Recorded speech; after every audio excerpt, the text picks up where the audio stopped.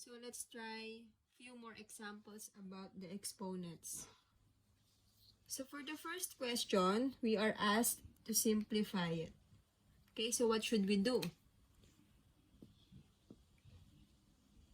So notice there's exponent there, so it will become 2 squared c squared d. 4 times 2 is equal to 8 times c to the fifth and d to the fifth. And then 2 squared is what? 2 squared is 4.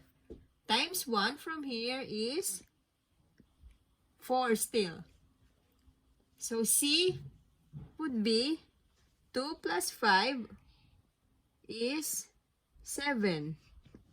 And D would become D raised to 13th power. 8 plus 5 is equal to 13. So that's the answer to the first question. For the second one, x to the fifth, y to the sixth divided by xy squared. So by applying the quotient law of exponent, we just subtract the exponents. So x to the fifth minus 1 times y to the sixth minus 2. So by simplifying it, the answer would become x to the fourth, y to the fourth. So the third example, we are still asked to simplify this term. 4x to the fifth, y over 16x, y to the fourth. Everything is raised again to the power of 3. So how do we do that? So the easier way to do this is to simplify first what's inside. And then we go from inside out. So 4 over 16. So I'll just put it like this way so you guys won't be confused. So from the law of exponent, from the product, law of exponent, x to the fifth minus 1. Why minus? Because it's division, right? Y raised to 1 minus 4. Don't forget this one. So it is all raised to the power of 3. So simplifying what's inside, what is the lowest term of 4 over 16? It is 1/4, right? Both are divisible by 4. So x to the fifth minus 1 is equal to x to the fourth. 1 minus 4 is negative 3 over. Don't forget this one, over 4. And then it's all raised to the power of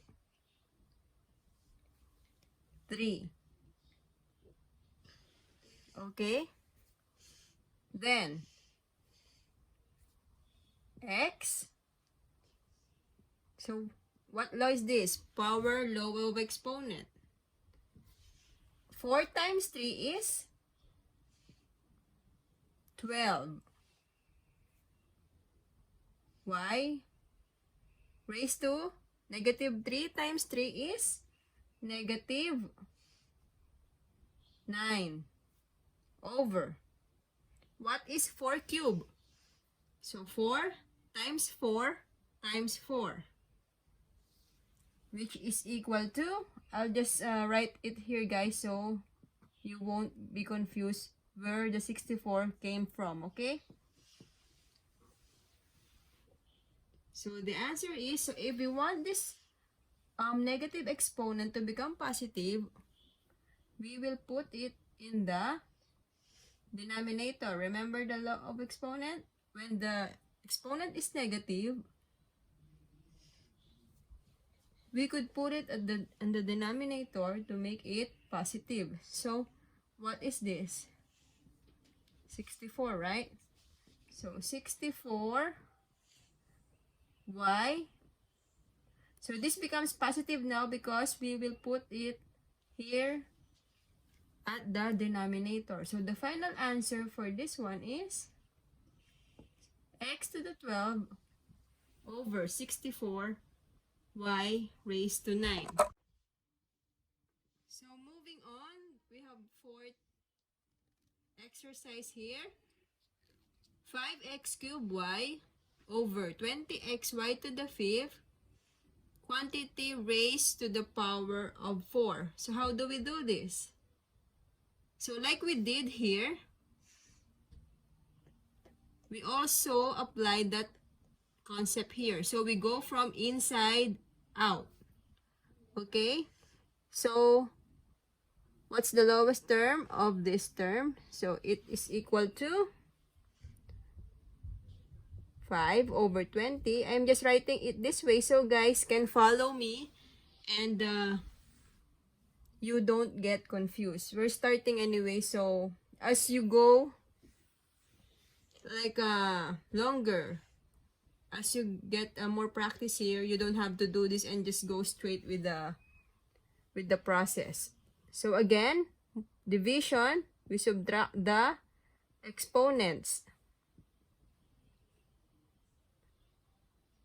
Y, 1 minus 5. Everything is raised to the power of 4. So, 5 over 20. Both are divisible by 5. So, that is 1/4. So, we write the 4 here. X cubed minus 1 is x squared. What is 1 minus 5? Y raised to negative 4. But if I wanted to make this negative 4 positive, what should I do? I should put this here in the denominator. So that's what I'm gonna do. Okay? So I will make this y raised to the 4th. Positive 4 because negative here, when you want to put it to the positive exponent, you put it in the denominator. So again, everything is raised to the power of 4. So by the power law of exponents, this will become x. 2 times 4 is 8 over, what is 4 raised to the power of 4? So that's 4 times 4 times 4 times 4. So what's that? 4 times 4 is 16, times 4 is 64, times 4 is 256. Why?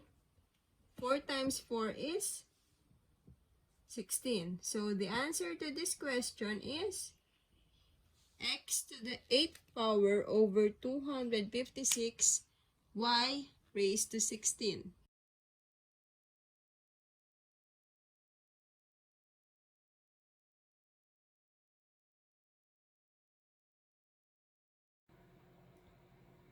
Hi guys, so from the last video that I showed to you guys, I left you with some exercises to practice at home. And today we're gonna answer those problems and yeah, we'll see if you got it right, okay? So for the first question, we had what is 4 squared times 4 squared? So if you remember, the multiplication law of exponents, same base, so we just copy it and add the exponents. So 4 raised to the fourth, which is equal to 4 times 4 times 4 times 4. So the answer is 256. So that's the answer to question number 1. So for question number 2, the question was, what is